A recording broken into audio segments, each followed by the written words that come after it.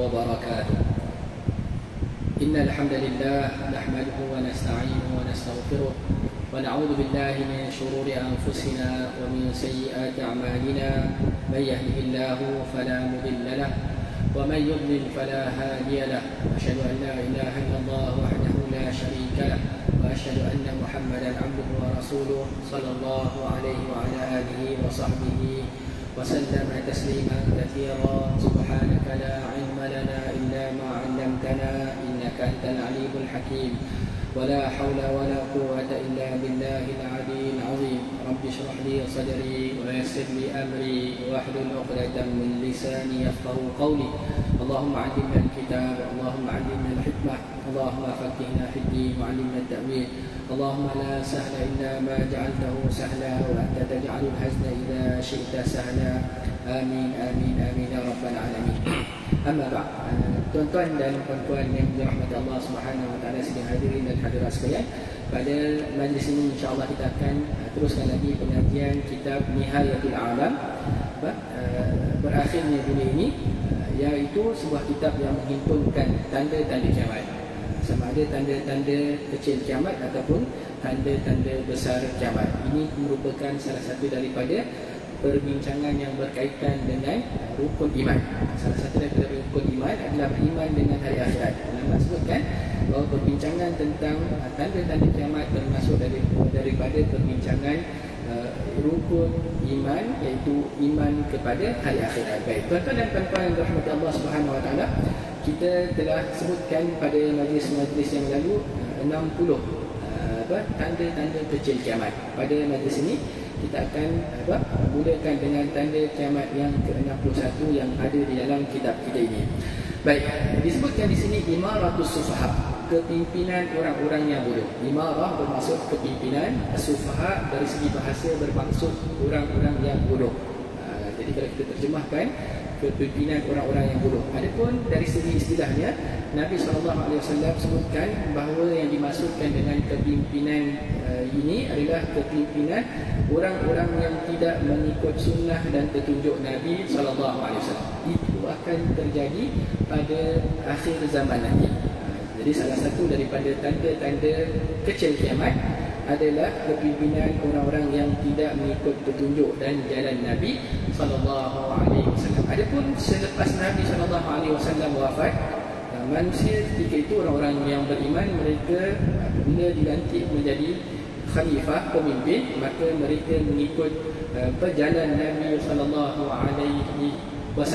Sebab tu dalam sebuah hadis Nabi SAW sebutkan, alaikum bisunnati wa sunnatil khulafa'ir rasyidin al-mahdi. Adalah kamu ikut jalanku dan juga jalan khulafa yang diberikan petunjuk selepas daripadaku. Itu khulafa yang empat, khalifah khulafa ar-rasyidun, empat khalifah yang diberikan petunjuk. Siapa dia? Yang pertama Abu Bakar, dan yang kedua Umar, yang ketiga Uthman, yang keempat Ali radhiyallahu anhu ajma'in. Mereka semuanya mengikut cara Nabi SAW dalam kepimpinan. Kemudian berkurang. Kemudian selepas itu Hasan bin Ali radhiyallahu anhu, itu merupakan khalifah yang kelima.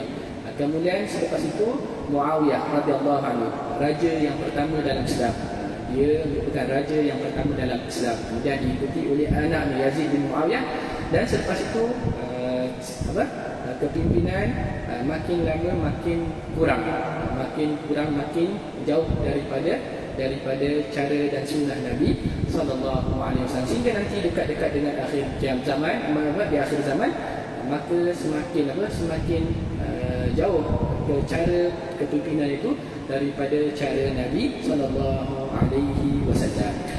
Baik, tuan-tuan dan puan-puan yang dirahmati Allah Subhanahu wa taala, jadi salah satu daripada tanda kecil kiamat adalah kepimpinan orang-orang yang tidak mengikuti jalan dan petunjuk Rasulullah SAW. Baik, dalilnya disebutkan dalam sebuah hadis yang diriwayatkan oleh Imam Ahmad dengan sanad yang rijalnya rijal yang sahih. Daripada Jabir bin Abdullah radhiyallahu anhuma, anna Nabi sallallahu alaihi wasallam qala li Ka'b bin Ujrah radhiyallahu anhu, bahawa Nabi sallallahu alaihi wasallam bersabda kepada Ka'ab bin Ujrah. Satu hari Nabi SAW duduk bersama Ka'ab bin Ujrah, seorang sahabat Nabi SAW. Maka Nabi katakan kepada Ka'ab bin Ujrah, "A'adakallahu ya Ka'bu min imarati sufaha." Kata Nabi SAW secara khusus kepada Ka'ab bin Ujrah, "Semoga Allah melindungi engkau, wahai Ka'ab bin Ujrah, daripada kepimpinan orang-orang yang bodoh." Daripada kepimpinan orang-orang yang bodoh. Semoga Allah selamatkan engkau daripada tempoh kepimpinan tersebut. Maka Ka'ab bin Ujrah ditanya kepada Rasulullah SAW. Baik, apa ditanya? Katanya, "Wa ma imaratu sufaha ya Rasulullah? Wa ma imaratu sufaha'i ya Rasulullah?" Apakah itu kepimpinan orang-orang yang bodoh, wahai Rasulullah? Dia nak tahu.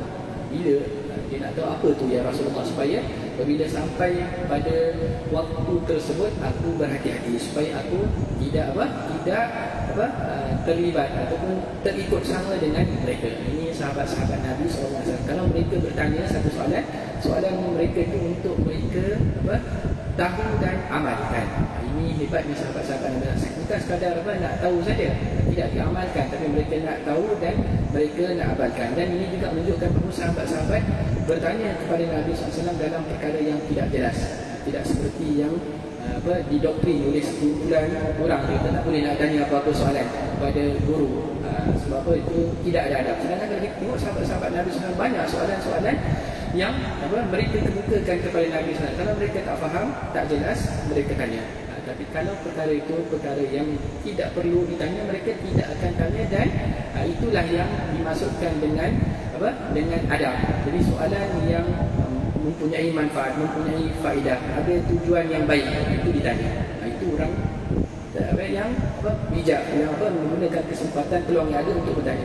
Yang dianggap sebagai tidak beradab itu tanya soalan-soalan yang tidak ada kaitan, ataupun tanya soalan-soalan yang menimbulkan fitnah, menimbulkan perpecahan, menyebabkan orang bergaduh. Itu yang dianggap sebagai soalan-soalan yang tidak beradab. Ini kita perlu faham. Sebab ada orang doktrin macam tu. Kalau belajar dengan seorang, jangan tanya. Kalau tanya, tak beradab.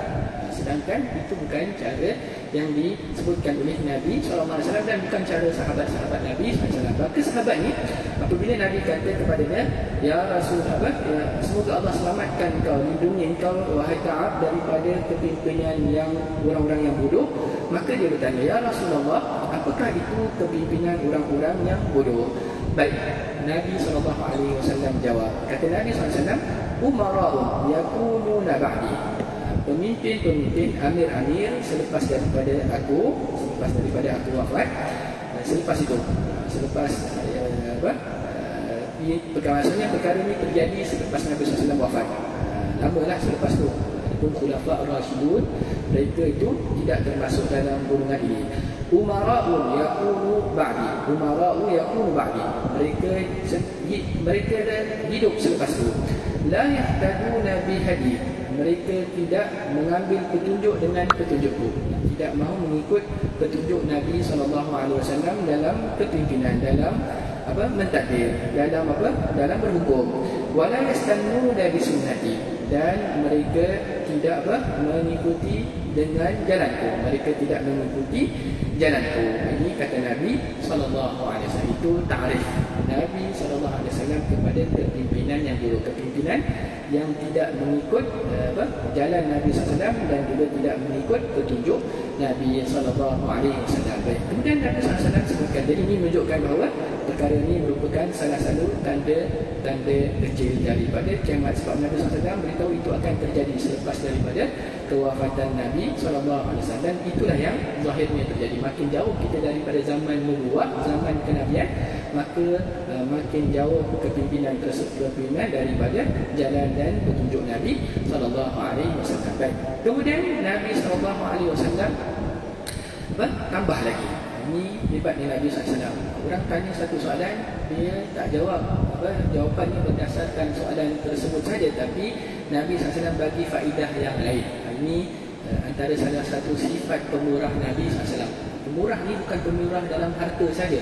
Kalau orang ingat pemurah itu dalam harta saja, bagi orang bantuan, bagi orang duit, derma, sedekah, zakat. Tapi pemurah juga, pemurah dalam ilmu. Nabi SAW dalam ilmu pun pemurah, dalam harta pun pemurah. Baik. Nabi SAW tambah. Nabi kata, "Faman saddaqahum bikadzibihim wa a'anahum 'ala zulmihim faulaika laysu minni wa lastu minhum wa la yariduna 'ala hawli." Kata Nabi SAW, sesiapa yang membenarkan penyelewengan mereka, faman saddaqahum bikadzibihim, sesiapa yang membenarkan penipuan mereka. Maksudnya siapa yang membenarkan penyelewengan, penipuan pemimpin-pemimpin yang tidak mengikut jalan Nabi SAW ini, wa'anahum 'ala zulmihim, dan mereka menolong pemimpin-pemimpin yang begini atas kezaliman mereka, faulaika laysa minni, mereka itu adalah bukan daripada golonganku, bukanlah daripada golonganku. Walastu minhum, dan bukan pula aku daripada golongan mereka. Seolah-olah Nabi SAW kata apa? Aku tak campur dengan mereka. Mereka pun bukan aku pun bukan daripada mereka. Ini apa? Ini sebenarnya Nabi SAW berlepas diri daripada perbuatan mereka. Ini bukan golonganku, bukan golongan Nabi SAW. Kemudian bukan bermaksud dia kafir. Tidak, kita kena pastikan. Tapi kita biarkan supaya apa? Kita biarkan maknanya begitu supaya apa? Jangan kita buat perkara. Jangan kita buat bukan daripada golongan Nabi SAW, orang yang membantu kepimpinan yang tidak mengikut jalan dan petunjuk Nabi SAW. Baik, kemudian kata Nabi SAW, wala yariduna ala haudi. Mereka yang membantu ni dan membenarkan penyelidikan mereka tidak akan sampai dan minum daripada telagaku, daripada kolam haudi, kolamku. Mereka nanti di akhirat, orang-orang beriman, mereka akan cari Nabi masing-masing. Nabi masing-masing. Kemudian setiap Nabi ini dia ada haud. Haud ni kolam. Dalam bahasa Melayu disebutkan telaga, tapi wallahu a'lam, saya lebih cenderung untuk terjemahkan dengan kolam. Ini kolam, setiap Nabi dia ada kolam di pada mahsyar nanti. Kita semua akan cari Nabi masing-masing. Umat Nabi Musa dia cari Nabi Musa. Nabi Musa ketika itu berada di kolam dia. Maka mereka akan minum daripada kolam Nabi Musa. Umat Nabi Isa yang betul-betul beriman dengan Nabi Isa AS, mereka akan cari Nabi Isa. Ketika itu Nabi Isa akan berada di kolam. Mereka akan minum daripada kolam Nabi Isa AS. Adapun umat Nabi Muhammad SAW, mereka akan cari Nabi Muhammad SAW. Mereka akan berkumpul dengan Nabi Muhammad SAW. Sampai di situ mereka akan minum daripada kolam Nabi SAW. Yang mana Nabi SAW sebutkan, sesiapa yang minum daripada kolam tersebut, la yazma'u ba'dahu abada, dia tidak akan haus selepas itu untuk selama-lamanya. Dia dah minum daripada air kolam Nabi SAW, maka dia tidak akan selamat, dia tidak akan haus ketika hari kiamat, yang mana pada ketika itu semua orang haus, sangat haus. Baik, jadi Nabi SAW sebutkan, sesiapa yang membenarkan penyelidikan kepimpinan yang tidak mengikut jalan dan sunnah Nabi SAW ini dan membantu mereka atas kezaliman mereka, maka mereka bukan daripada golonganku, aku bukan daripada golongan mereka, dan mereka tidak akan sampai dan minum daripada kolamku ataupun telagaku. Kemudian kata Nabi SAW, wa man lam yusaddiqhum bikadzibihim wa lam yu'inhum ala zulmihim fa ulaika minni wa ana minhum wa yariduna ala hawli.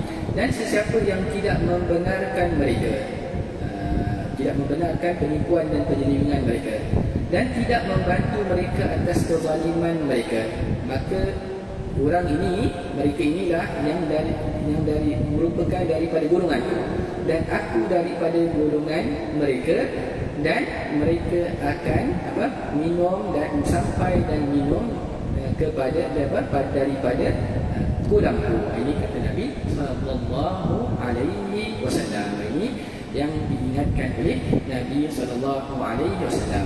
Baik, kemudian kata Nabi sallallahu alaihi wasallam lagi kepada Ka'ab bin Ujrah, ya Ka'ab bin Ujrah, kata Nabi sallallahu alaihi wasallam, wahai Ka'ab bin Ujrah, as-sawmu junnatun, puasa itu adalah sebagai perisai. Sebab puasa itu adalah perisai daripada apa? Macam-macam tafsiran ulama tentang perkara ini. Kalau tak silap saya, Ibn Hajar rahimahullah ta'ala dalam Fathul Bari, dia ada sebutkan lebih daripada 10 pendapat tentang masalah ini. Salah satunya, puasa itu adalah perisai daripada neraka. Sebagian ulama kata perisai daripada nafsu syahwat. Kalau orang yang kuat nafsu dia, macam-macam keinginannya, maka berpuasa dia akan hilangkan menghalang dia daripada nafsu dan syahwatnya. Baik, kemudian dari Nabi SAW, wassadaqatu tudfi'ul khati'ah, dan sedekah itu memadamkan dosa, memadamkan dosa. Kalau kita ada buat dosa, banyakkan bersedekah. Dalam hadis yang lain, Nabi SAW sebutkan sedekah itu memadamkan kesalahan dosa seperti mana air memadamkan api. Kalau api kita padamkan dengan air, itu biasanya macam itulah. Api tengok sebenarnya kalau kita belajar sains, dia tengok jenis punca kepada api tersebut, kebakaran tersebut. Tapi kalau biasa kita akan gunakan air, cepat saja dia akan padam. Kita ada api lilin, kita ambil air, kita tuangkan atas dia, padam terus. Maka kata Nabi SAW, sedekah itu boleh menghapuskan dosa, memadamkan dosa sebagaimana air memadamkan api. Jadi kalau ada dosa, bersedekah. Mudah-mudahan Allah Subhanahu Wa Taala akan padamkan dosa tersebut. Kemudian kata Nabi SAW, wassalatu qurban, dan salat itu adalah persembahan. Qurban boleh masuk persembahan, boleh masuk mendekatkan diri kepada Allah. Dalam riwayat yang lain, wassalatu burhan, salat itu adalah bukti. Bukti apa? Salat ni bukti bahawa seseorang itu beriman. Nak bezakan antara orang Islam dengan orang yang bukan Islam macam mana? Tengok, dia salat, dia orang beriman. Dan dia tak salat, zahirnya dia bukan orang Islam, bukan orang yang beriman. Sebab tu, kalau mazhab Hanbali, mereka berpendapat siapa yang meninggalkan salat, maka kafir. Dalam mazhab Syafi'i dia ada perincian dia. Kalau siapa yang meninggalkan salat kerana i'tiqad salat itu tidak wajib, maka dia kafir. Tapi kalau seorang itu meninggalkan salat, tapi dia i'tiqad, masih lagi i'tiqad salat itu wajib, tapi dia malas ataupun kerana sibuk dengan urusan dunia, sibuk belajar, sibuk itu, sibuk ini, maka dia belum lagi kafir, tapi masuk daripada orang yang melakukan dosa besar. Itu dalam mazhab Syafi'i. Tapi dalam mazhab yang lain, mazhab Hanbali contohnya, dikatakan siapa yang tinggalkan salat kafir. Sebab itu kita kena hati-hati. Kita kena hati. Yang bezakan antara orang Islam ni adalah salat yang fardu, yang didirikan 5 kali sehari semalam. Sebab itu dalam hadis yang lain, Nabi SAW sebutkan al-farqu bainana wa al-ahdu bainana wa bainal kufri as-salat. Perbezaan antara Islam dan kafir itu adalah salat. Yang membezakan antara seorang itu adalah dengan salat. Sebab itu jaga salat. Macam mana pun ulama kata, macam mana pun kita, maka hendaklah jaga salat. Yang pertama yang perlu kita jaga apa? Akidah kita. Sebab akidah ni 24 jam setiap hari. 24 jam setiap hari. Tak ada satu saat pun melainkan kita mesti ada di atas akidah yang benar. Itu kita kena ingat. Itu la ilaha illallah tu, asyhadu an la ilaha illallah, asyhadu anna Muhammadan, itu kena bawa setiap saat. Satu saat saja silap, salah, batal, maka batal iman kita seluruhnya. Itu pentingnya akidah. Pentingnya, sebab tu ulama kata akidah dulu baru salat. Akidah dulu baru salat. Adapun yang selepas daripada akidah adalah salat. Salat berapa kali? 5 kali dalam sehari semalam. 5 kali. Katakan kita salat tu setiap waktu tu 10 minit saja, baru 50 minit.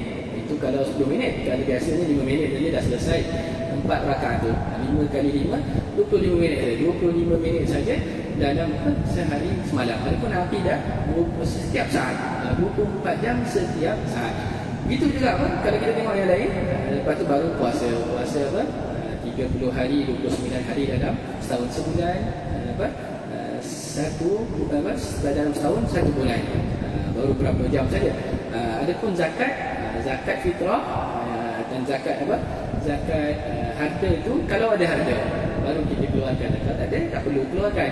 Haji bagi orang berapa sekali dalam seumur hidup. Sebab itu pentingnya akidah. Selepas daripada akidah, salat. Dan dalam hadis Nabi SAW sebutkan as-salatu burhan. Salat itu adalah petunjuk, dalil, bukti bahawa orang itu adalah orang yang beriman. Kemudian kata Nabi SAW lagi, tengok Nabi SAW bagi banyak faedah kepada Ka'ab bin Ujrah. Dia tanya Nabi SAW satu soalan dia, ya Rasulullah, apakah itu kepimpinan orang-orang yang bodoh? Nabi terangkan dan Nabi jawab dengan jawapan tambahan ilmu yang lain. Kata Nabi SAW, ya Ka'ab bin Ujrah, la yadkhulul jannata lahmun nabata ala suhtin abadan an-nar aula bihi. Kata Nabi SAW, wahai Ka'ab bin Ujrah, tidak akan masuk syurga daging yang tumbuh daripada perkara yang haram untuk selama-lamanya. Kalau kita makan benda yang haram, makan makanan yang haram, maka tidak akan masuk syurga. Ulama sebutkan itu makan ni yang dimaksudkan dengan makan dalam hadis ni adalah apa? Kita gunakan sesuatu daripada sumber yang haram. Kita kerja tapi pekerjaan kita haram, ataupun kita ambil gaji tapi dengan cara yang tidak benar. Kita punting sana, kita punting sini, kita buat tak betul, kita rasuah, kita ambil itu. Maka kata Nabi SAW, tidak akan masuk syurga daging yang tumbuh daripada perkara yang haram untuk selama-lamanya. Kata Nabi SAW, an-naru aula bihi, neraka adalah lebih layak kepadanya. Kemudian kata Nabi SAW, maksudnya siapa yang dia hidup, tak kira lah hidup dengan makan makanan yang haram, dia tinggal di rumah daripada hasil harta yang haram, dia beli keretanya, kenderaannya daripada sumber yang haram, dia beli tanah daripada yang haram, dia besarkan anak-anaknya dengan sumber yang haram, maka semua masuk dalam ini. Tapi disebutkan makan daging sebab biasanya manusia ni cari makan. Kita pun sebab apa? Cari makan kan. Kerja tu cari makan, cari duit cari makan. Saya cari makan buat apa? Jadi apa-apa saja sumber yang haram yang kita dapati untuk kita hidup, maka itu boleh menyebabkan seseorang itu masuk ke neraka dan dia tidak akan masuk ke syurga. Kemudian kata Nabi SAW, ya Ka'ab bin Ujrah, an-nasu ghaliyan famubta'u nafsahu famu'tiquha aw qala mubiquha. Kata Nabi SAW, wahai Ka'ab bin Ujrah, sesungguhnya manusia di pagi hari dia membeli dirinya. Maksudnya ni, tuan-tuan dan puan-puan dan rahmat-Allah, sebenarnya kita ni semua adalah calon ahli neraka. Calon ahli neraka. Baik, pagi-pagi ada orang yang beramal, beriman, beramal soleh, buat perkara-perkara baik, maka seolah-olah dia beli dirinya daripada neraka.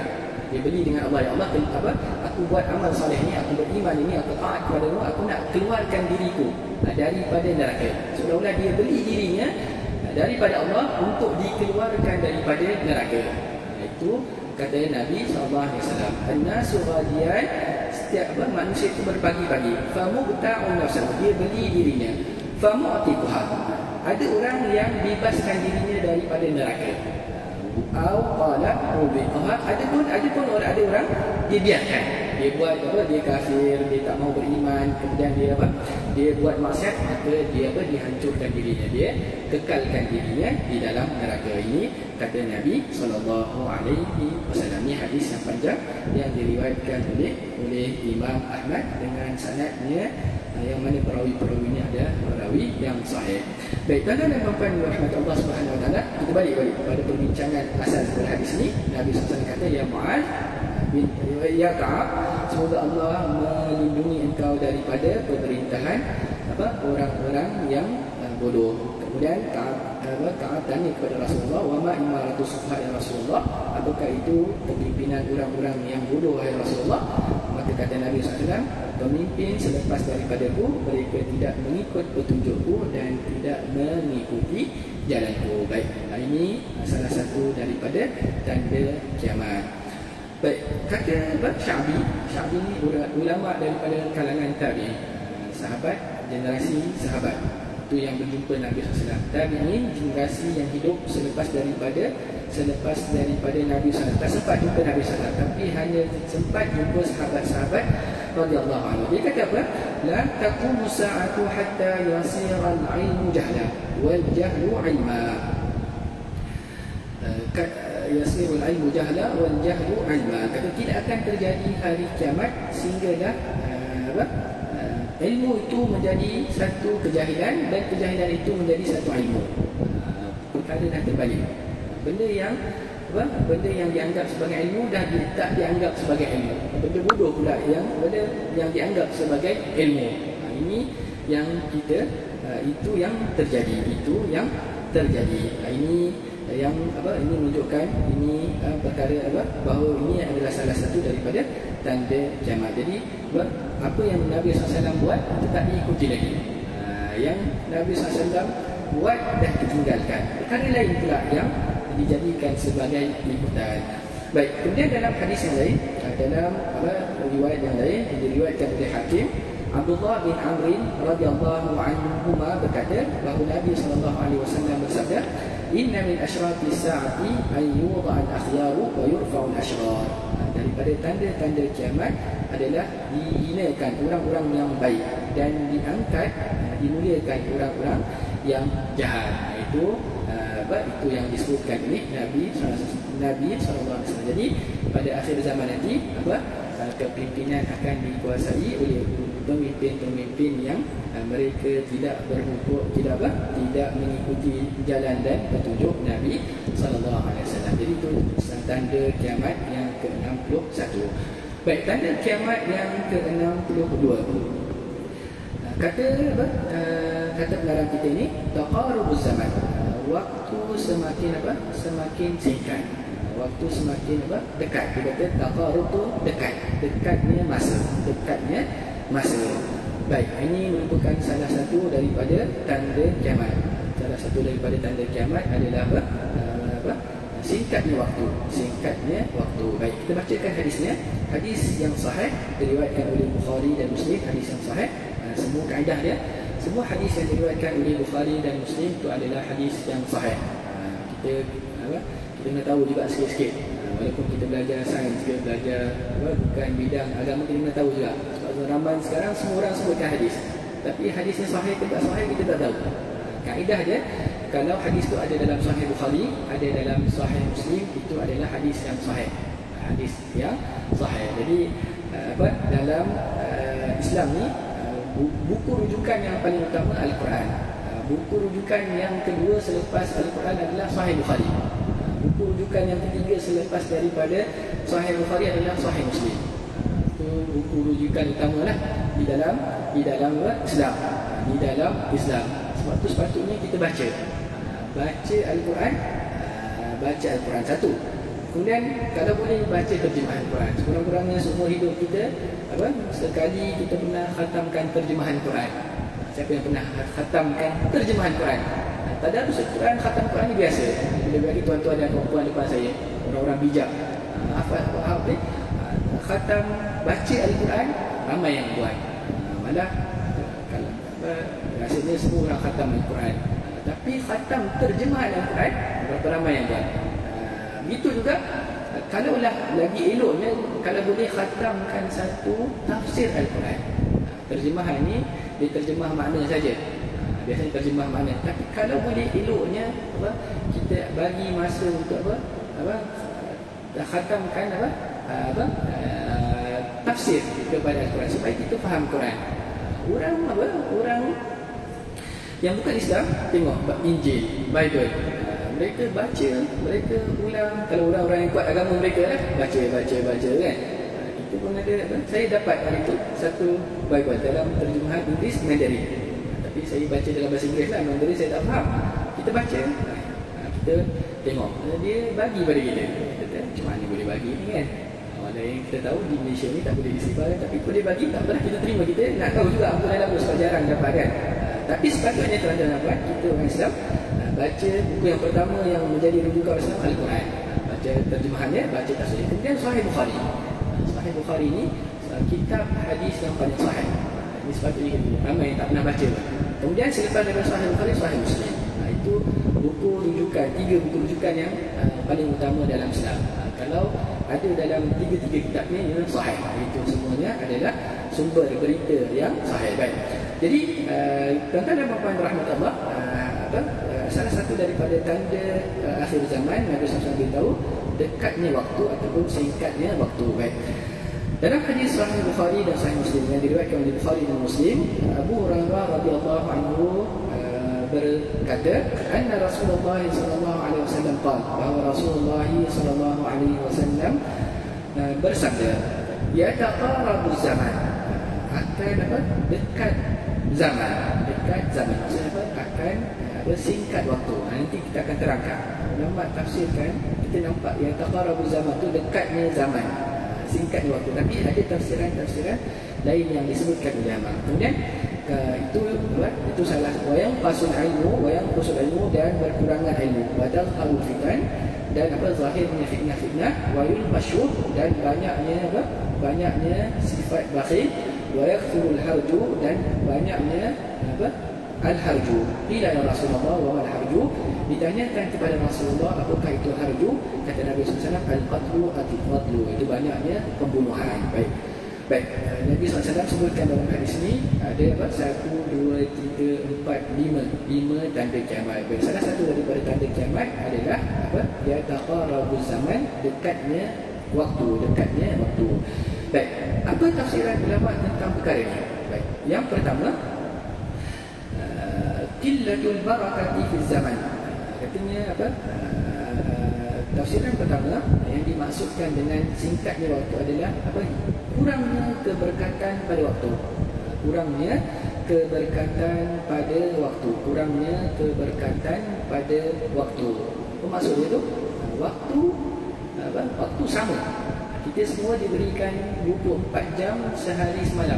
Daripada zaman Nabi Adam sampai zaman kita sekarang, satu hari itu 24 jam, tak lebih tak kurang. Tapi apa yang kita boleh buat dalam tempoh pada kita masa sekarang ni tak sama dengan apa yang boleh orang dulu buat. Orang dulu walaupun mereka diberikan 24 jam, tapi masa mereka berkat. Tempoh yang sama tapi macam-macam mereka boleh buat. Kita 24 jam juga, tapi tak boleh buat perkara yang sama ataupun yang hampir dengan mereka. Ini berkat. Sebab tu dalam Islam ni dia ada istilah keberkatan, barakah. Orang Arab sebut barakah, orang kita sebut berkat. Berkat ni apa? Kebaikan yang berterusan dan pertambahan dalam sesuatu tu. Masa kita sama 1 jam, orang dulu boleh buat macam-macam. Orang kita hidup sama sekarang 1 jam, kadang-kadang nak balik rumah pun tak sampai sejam pun tak sampai rumah. Orang dulu 1 jam jalan kaki boleh sampai tempat ke tempat yang dia nak pergi, dia boleh buat macam-macam, dia boleh buat itu. Itu barakah. Baik. Antaranya bentuk barakah lagi, orang zaman dulu mereka mereka boleh tulis kitab tu banyak kitab yang mereka hasilkan. Mereka diberikan 24 jam, tapi mereka boleh menulis macam-macam ilmu. Kita diberikan 24 jam, tapi berapa banyak artikel yang boleh kita keluar, jurnal yang kita boleh keluarkan, buku yang kita boleh terbitkan. Masa sama saja. Malah sepatutnya boleh terbitkan lagi banyak. Sebab apa? Sebab kita ada teknologi yang canggih. Kalau dalam bidang hadis, masya-Allah, sekarang tekan saja dah boleh keluarkan macam-macam ilmu. Saya semua buku saya dalam bentuk PDF, dalam program. Dalam program ada macam-macam program. Saya kena cari hadis, tak tekan saja dah boleh keluarkan macam-macam hadis. Tapi orang dulu dia tak ada buku, tak ada pustaka, tak ada ni, tapi mereka boleh tulis macam-macam buku. Ini keberkatan zaman, keberkatan pada masa mereka. Jadi kata ulama, akhir zaman nanti, akhir zaman keberkatan masa itu kurang berbanding pada masa awal-awal Islam. Ini maksud hadis ini menurut sebagian ulama. Jadi akhir zaman keberkatan pada masa itu kurang berbanding pada zaman Nabi sallallahu alaihi wasallam. Ini yang disebutkan oleh Ibn Hajar rahimahullah taala, dikata qad wujida fi zamanina hadha fa innana najidu min sur'ati marri al-ayami ma lam najidu fil 'asri alladhi qabla 'asrina hadha. Didapati pada waktu kita ini, pada zaman kita ini, kita dapati masa berlalu dengan pantas, tidak seperti pada masa yang lalu. Baik, ini yang pertama, ini tafsiran yang pertama. Baik, tafsiran yang kedua, katanya yataqarabu ahli zaman bisababi tawaffuril ittisal wal marakibil ardiyah wal jawiyah allati qarabatil ba'id. Qarabatil ba'id. Baik, dia kata apa? Masa makin singkat, maksudnya apa? Disebabkan apa? Disebabkan teknologi. Disebabkan apa? Ada kenderaan-kenderaan yang canggih. Dulu nak pergi satu tempat apa? Ambil masa yang lama. Kalau nak pergi haji tu naik kapal 1 bulan. Naik di pelabuhan sampai di Jeddah sana, pelabuhan Jeddah tu 1 bulan. Tapi 2 minggu ataupun 1 bulan. Tapi zaman kita sekarang masya-Allah 8 jam saja sudah sampai ke Jeddah. Maka dia kata masa semakin singkat. Semakin singkat. Itu juga apa? Kerana ada teknologi telefon dan juga seumpamanya. Itu yang kedua. Itu tafsiran yang kedua. Jadi di akhir zaman masa semakin singkat, maksudnya manusia dapat berhubung dengan cepat, berpindah dari satu tempat ke tempat dengan cepat. Baik, tafsiran yang ketiga dia sebutkan di sini apa? Pada akhir zaman masa itu secara hakikatnya akan apa? Akan dijadikan apa? Cepat. 24 jam, tapi 24 jam itu tak sama dengan 24 jam pada masa dulu. Ini yang Allah yang ditafsirkan oleh sebagian ulama. Ini katanya ini kuasa Allah. Allah boleh jadikan apa? Begitu. Sebab dalam hadis Nabi SAW sebutkan, la taqumu sa'atu hatta yataqarabu zaman fatakunu sanatu kasyahri. Tidak akan terjadi hari kiamat sehingga singkat cepatnya masa. Fatakunu sa'atu kasyahri. Setahun itu macam sebulan. Kemudian wasyahru kal jum'ah. 1 bulan itu seperti 1 minggu. Wal jum'atu kal yawm. Dan 1 minggu itu seperti 1 hari. Wa yakunu yawmu kas-sa'ah. Dan apa? 1 hari itu seperti 1 jam. Was-sa'atu kadh-dharmati minan nar. Dan apa? 1 jam itu seperti apa? Dan seperti apa? Seperti apa? Cahaya api yang terpadam. Sekejap saja. Ini realiti. Kita pun dah rasa. Dulu masa kecil-kecil masa lama je. Puasa tu lama. Daripada pagi sampai petang tu lama. Tapi sekarang belum apa-apa dah berbuka. Baru nak puasa pagi sahur, petang dah. Sekejap saja. Itu kita sendiri rasa. Bayangkanlah nanti dekat-dekat dengan akhir zaman lebih cepat daripada masa kita sekarang. Jadi ini 3 pendapat. Dan pendapat 4 yang keempat dikatakan bahawa yang dimaksudkan dengan apa? Masa semakin singkat, bahawa di akhir zaman nanti umur makin pendek. Kalau Nabi Nuh umurnya berapa? Dia berdakwah saja 950 tahun. Kemudian apa? Itu dia berdakwah saja umurnya berapa? Ada yang kata 1000 lebih. Itu zaman Nabi Nuh. Makin lama kita tengok orang makin pendek umurnya. Dan Nabi SAW sebutkan bahawa umur umatnya adalah antara 60 dan 70 tahun. 60 dan 70 tahun. Dan makin lama kita tengok makin pendek. Orang apa? 50 tahun pun ada dah, 40 tahun pun dah ada yang meninggal. Maka ini salah satu daripada tanda kiamat. Wallahu ta'ala a'lam. Baik, kita akhiri dengan kafaratul majlis. Subhanakallahumma wa bihamdika asyhadu an la ilaha illa anta astaghfiruka wa atubu ilaik. Allahumma anfa'na bima 'allamtana wa 'allimna bima yanfa'una wa zidna 'ilma. Allahumma inna nas'aluka 'ilman nafi'an wa rizqan thayyiban wa 'amalan mutaqabbala. Rabbana atina fid dunya hasanah wa fil akhirati hasanah wa qina 'adzaban nar. Wa sallallahu ala nabiyyina وعلى آله وصحبه وسلم والحمد لله رب العالمين. بارك الله فيكم والسلام عليكم ورحمة الله وبركاته.